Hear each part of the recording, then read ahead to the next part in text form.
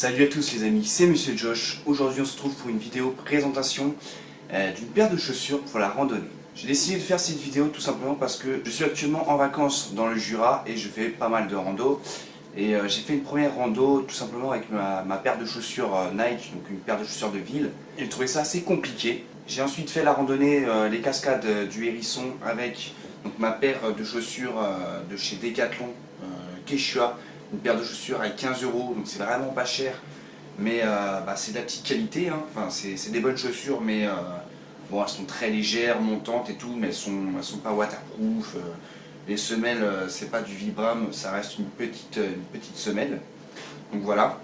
L'année dernière, j'étais parti avec les chaussures de chez Columbia, voilà. Qui ne sont pas du tout adaptés en fait à la randonnée de montagne, donc avec des dénivelés positifs ou négatifs. C'est assez dangereux même d'ailleurs quand on fait des descentes comme ça, la chaussure a tendance à vite partir.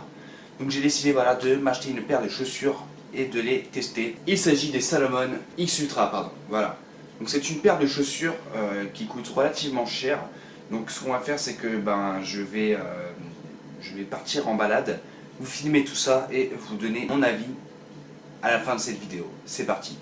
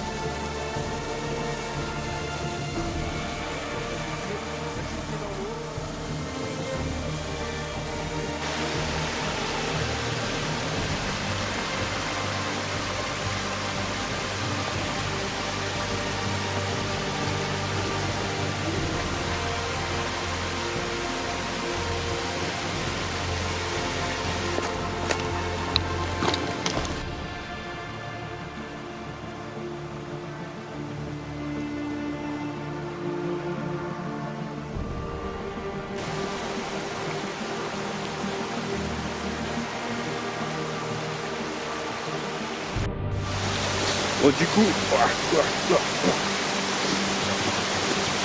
voilà, donc du coup j'ai le pied qui est totalement sec. Il n'y a pas d'eau qui a pénétré dans la chaussure. Au niveau de l'accroche, c'est plutôt satisfaisant. Quand on est sur des rochers un peu mouillés, c'est normal que ça glisse, hein. On n'a pas non plus des chaussures adhésives. Mais vraiment ces chaussures pour le moment, c'est vraiment cool. La balade est à présent terminée.